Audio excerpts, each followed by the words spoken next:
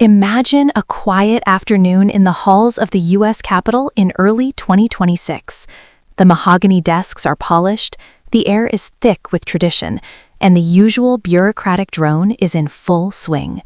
Suddenly, the atmosphere shifts. Representative Jasmine Crockett takes the mic. She isn't just speaking, she is testifying to a reality that many in that room prefer to ignore.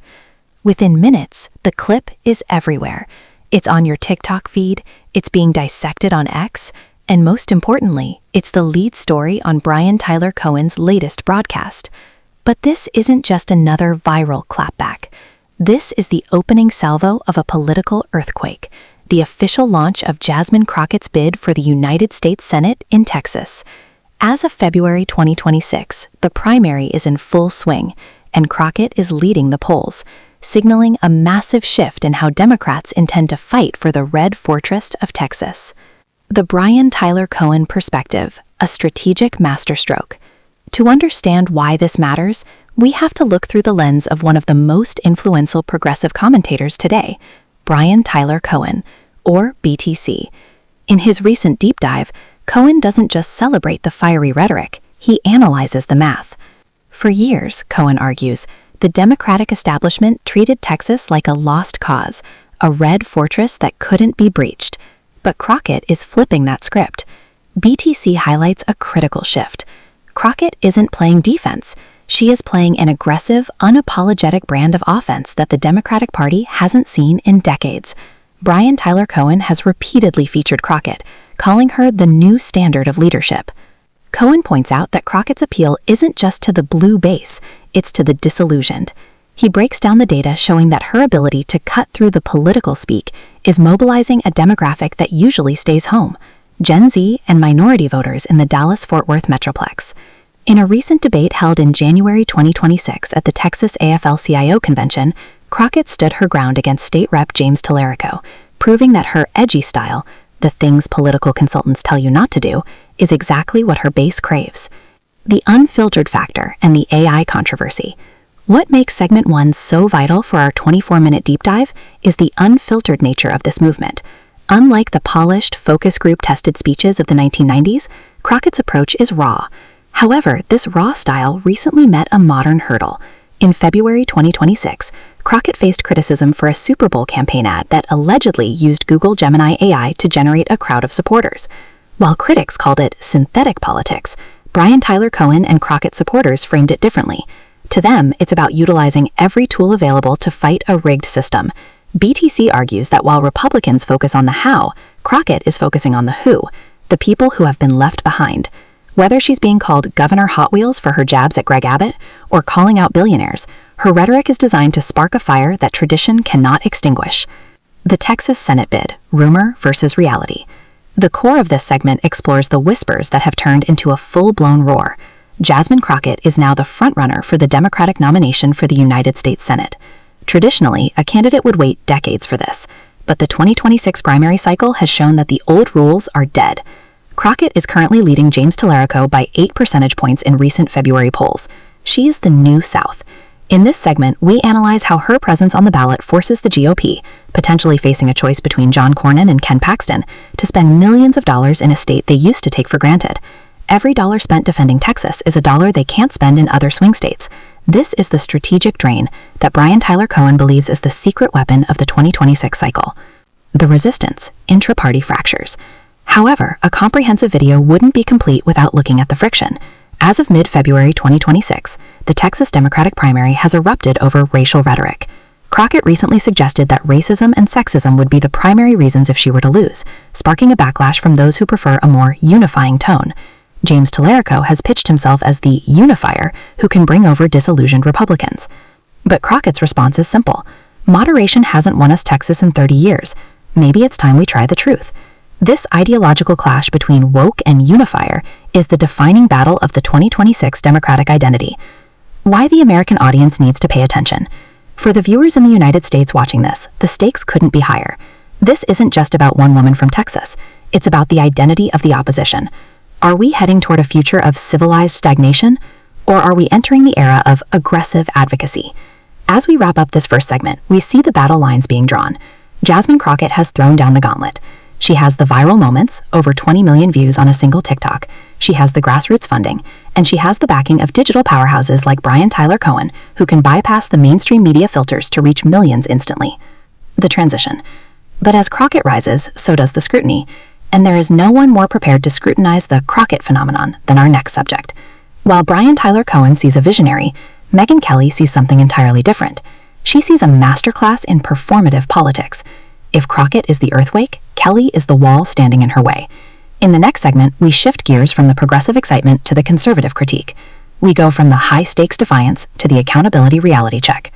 While the progressive digital space, led by voices like Brian Tyler Cohen, celebrates the rise of Jasmine Crockett as a political savior, there is a massive, equally influential audience listening to a very different tune.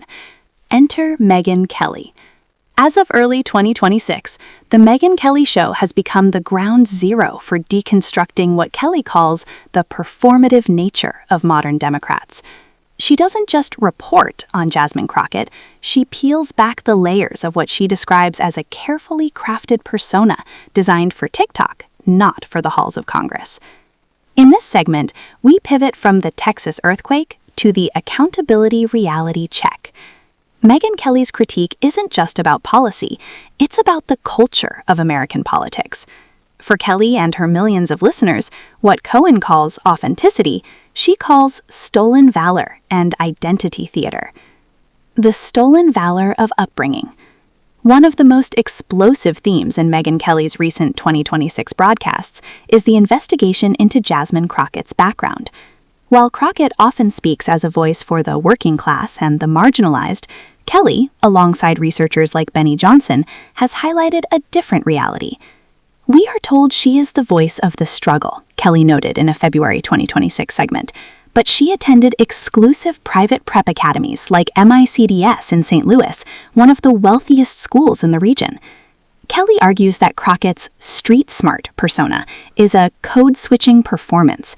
She presents evidence of Crockett's earlier career as a lawyer and politician, where her accent, tone, and vocabulary were entirely different. For Kelly's audience, this is the ultimate sin. A politician cosplaying a struggle they didn't live to gain political power. The Beyoncé of Congress and the staff scandal. Megyn Kelly recently hosted Marjorie Taylor Greene, where they dissected Crockett's behavior behind the scenes. They didn't just talk about her fake eyelashes, a feud that has now lasted nearly 2 years. They talked about her diva-like behavior. Kelly played clips and shared stories of Crockett allegedly treating her congressional staff like personal servants. From having male staffers carry her designer handbags to demanding white fluffy pillows during committee hearings, Kelly's narrative is clear. Who are you, Beyoncé? Kelly argues that this behavior exposes the hypocrisy of the people's representative. While Crockett fights for equity on camera, Kelly claims she practices elitism off camera. For the American viewer, this creates a jarring contrast. Is she a champion of the poor or a member of the new political celebrity class? The Epstein files and the false statement controversy. As we move into early 2026, the legal drama in Washington has reached a fever pitch. In a recent high-profile blunder, Crockett was called out by CNN for making what Kelly described as demonstrably false statements regarding the Epstein files. Crockett suggested in a hearing that certain files were being withheld to protect Republican interests. When CNN's fact-checkers debunked the claim, Megyn Kelly pounced. It's one thing to be fiery, Kelly told her audience. It's another thing to be a liar. This segment delves into how Kelly uses these moments to frame Crockett as dangerous. Kelly argues that when a politician prioritizes viral lies over verified facts, the entire democratic process is at risk.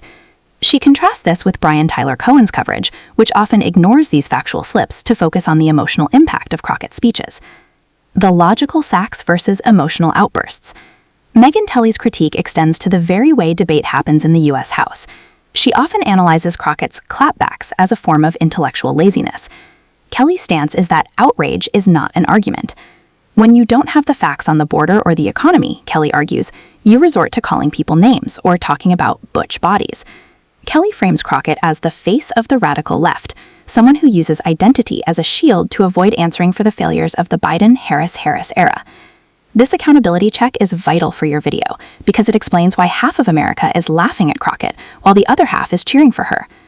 The impact on the 2026 midterms. Megyn Kelly is now warning that the Crockettization of the Democratic Party will lead to a GOP landslide. She points to the 2026 Texas Senate race as the ultimate test. While Brian Tyler Cohen sees Crockett's lead in the polls as a sign of progress, Kelly sees it as a gift to the GOP. She argues that by running such a polarizing figure, Democrats are handing the common sense vote to Republicans. Kelly's commentary serves as a voter's guide for those who are exhausted by the theater. She frames the choice for 2026 clearly. Do you want a representative who spends their time on TikTok trends or one who spends their time on your taxes? Conclusion: the mirror of a divided nation. As we wrap up the Kelly critique, we see that the battle isn't just about Jasmine Crockett. It's about what we, as Americans, value in our leaders. To Brian Tyler Cohen, Jasmine Crockett is a bold warrior for justice.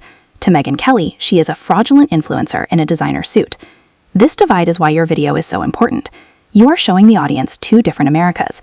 Kelly's final verdict is that the Crockett brand is built on sand, and she is waiting for the tide of reality to wash it away. But as the culture war rages on the podcast airwaves, a much more literal war is brewing on the horizon, the government shutdown of 2026.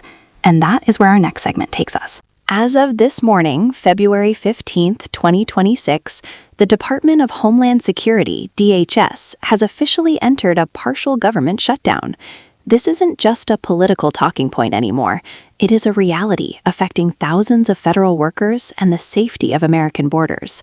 For our 25-minute deep dive, this segment focuses on the power of the purse and how a single tragic event in Minneapolis became the catalyst for a national standoff.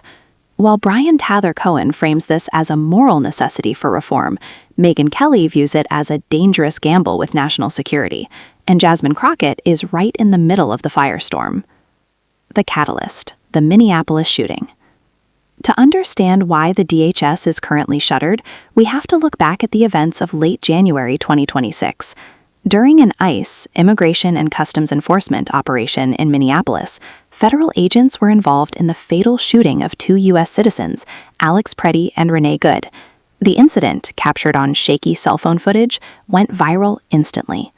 Brian Tyler Cohen was one of the first to break the news to his millions of subscribers, calling it an unprecedented abuse of power by a rogue agency. Cohen argued that under the current administration's aggressive deportation mandate, federal agents are operating with a shoot first, ask questions later mentality. He featured clips of protesters in Minnesota, framing the tragedy as the ultimate proof that ICE needs to be dismantled or drastically reformed. Jasmine Crockett's Hell No vote. This tragedy moved from the streets of Minneapolis to the floor of the House, where Jasmine Crockett took center stage. In a fiery speech that has now become a cornerstone of her 2026 Senate campaign, Crockett declared her hell no vote on DHS funding. "I will not vote to give one more dime to an agency that terrorizes American families," Crockett shouted over the gavel. She introduced the Track ICE Act, demanding full transparency on enforcement flights and a ban on agents wearing face masks during raids. In our segment, we analyze how Crockett used this shutdown to solidify her lead in the Texas Senate primary. By January 23, 2026, she officially broke with moderate Democrats, making it clear she would rather see the department shut down than see ICE continue its operations without new restrictions. The Megyn Kelly rebuttal, holding the shield. On the other side of the media divide, Megyn Kelly has spent the last week warning her audience about the catastrophic consequences of the Democrats' demands. In a high-stakes interview with Senate Majority Leader John Thune, Kelly argued that the Democrats are holding the TSA and the Border Patrol hostage over an isolated incident. Kelly's narrative centers on the safety of the 95% of TSA workers who are now working without pay. Because of a political stunt by people like Jasmine Crockett, Kelly argued, the person scanning your bag at the airport can't pay their mortgage this month. She points out that while the DHS is partially shut down, the $170 billion One Big Beautiful Bill passed last year actually keeps ICE and CBP, Customs and Border Protection, operational through separate funding. Therefore, Kelly argues, the shutdown doesn't actually stop the deportations. It only hurts the innocent agencies like FEMA and the Secret Service. The Brian Tyler Cohen strategy, bypassing the fear-mongering. Brian Tyler Cohen responded to Kelly's line of reasoning by calling it classic GOP fear-mongering. In his February 15th update, BTC highlighted that Democrats like Crockett are actually trying to protect the DHS by ensuring it follows the law. He points to the list of 10 demands, including body cameras and a ban on masked raids, as common-sense reforms that any civilized nation should support. Cohen also featured an interview with Barack Obama, who recently broke his silence on the devolution of discourse. Obama told Cohen that the current climate, where agents are acting without accountability, is a clown show that undermines American values. For our viewers, this creates a fascinating dynamic: the former president joining forces with digital creators to pressure the current administration for reform. The 2026 gridlock: who blinks first? As of February 15th, the Senate is at a total impasse. Republicans, led by John Thune, have rejected the Democratic reforms as non-starters, particularly the ban on face masks for agents. Meanwhile, Jasmine Crockett is using the gridlock to raise record amounts of grassroots funding. While her opponent in the Texas primary, James Tallarico, warns that a shutdown could alienate moderate voters, Crockett is betting that her unapologetic stance is exactly what will win her the Senate seat. In this segment, we examine the hostage-taking rhetoric from both sides. The GOP says, Democrats are compromising national security to protect illegal immigrants. The Democrats say, Republicans are protecting rogue killers to maintain a campaign of terror. The impact on the American audience. For the United States audience, this shutdown is felt at the airports and the borders. We analyze the reports of TSA sickouts at major hubs like O'Hare and DFW. If the shutdown drags on, travel during the 2026 spring break season could be paralyzed. This 1,000-word segment concludes by showing that the DHS shutdown is more than just a budget dispute. It is the ultimate litmus test for the 2026 elections. It forces every American to choose. Do you stand with the law and order defense of Megyn Kelly or the civil rights reform crusade of Jasmine Crockett and Brian Tyler Cohen? As of February 15, 2026, the battle over the First Amendment has reached a boiling point in America. While the nation deals with a government shutdown, the digital airwaves are on fire over one name: Don Lemon. On January 30th, the former CNN anchor was arrested by federal agents in Los Angeles following a high-stakes indictment out of Minnesota. This wasn't just a simple arrest. It was a calculated move by the Department of Justice that has split the country right down the middle. Megyn Kelly has been leading the charge for accountability, providing a perspective that millions of Americans find essential. Kelly's argument is straightforward. The First Amendment is a shield for the truth, not a permit for lawlessness. She spent her recent broadcasts deconstructing the Jan 18th incident at City's Church in St. Paul. Kelly highlights that Lemon didn't just observe the anti-ICE protest, he was embedded with a mob that disrupted a sacred religious service. To Kelly, charging Lemon under the FACE Act and the Klan Act isn't about silencing a journalist, it's about protecting the civil rights of worshipers. She argues that Lemon's defense of just being a journalist is a convenient cover for what she calls activist thuggery. On the other side of this media war, Brian Tyler Cohen is sounding the alarm for what he calls a police state. Cohen recently sat down with Don Lemon for a deep-dive interview to explain why every American should be terrified. According to Cohen, the DOJ's decision to pursue Lemon after a magistrate judge had already rejected the charges twice is a clear case of political vengeance. Cohen frames the arrest as a sledgehammer to the knees of the First Amendment. He points out that Lemon was there to bear witness to a community's pain after the tragic ICE shooting of Renee Good in Minneapolis. To Cohen and his audience, if the government can arrest a journalist for being at the scene of a protest, then the free press in America is officially dead. Jasmine Crockett has taken this fight directly to the House floor and her Senate campaign trail in Texas. Crockett isn't just defending Lemon, she is connecting his arrest to a larger campaign of terror. She famously compared current ICE enforcement operations to slave patrols and Nazi Germany, sparking a massive backlash from Republicans like John Cornyn. Crockett argues that the government is using the legal system to disappear those who dare to document the truth. Her introduction of the Track ICE Act is a direct response to this perceived lack of transparency. She believes that the arrest of journalists like Don Lemon and Georgia Fort is a desperate attempt to hide the cruel and lawless nature of mass deportations. For the American audience, this segment is about the very definition of a free press. Is a journalist someone who stands apart from the story to report facts, or is a journalist someone who stands with the marginalized to amplify their voice? As Megyn Kelly warns of chaos under the guise of news, and Brian Tyler Cohen warns of authoritarianism under the guise of law, the American people are left to decide who is truly telling the truth. The arrest of Don Lemon has become the ultimate litmus test for 2026. Do you value the sanctity of the church and the rule of law, or the absolute right of the press to hold power accountable, no matter where the story leads? The cultural divide in 2026 has reached a fever pitch, manifesting as a direct clash between what the media calls woke advocacy and common-sense realism. At the heart of this storm are two women who embody these opposite poles, Jasmine Crockett and Megyn Kelly. In early 2026, the internet exploded when Jasmine Crockett appeared in a live exchange that included commentary from Megyn Kelly and Greg Gutfeld. The moment, which many called a trap, forced Crockett to defend her aggressive legislative style in real time.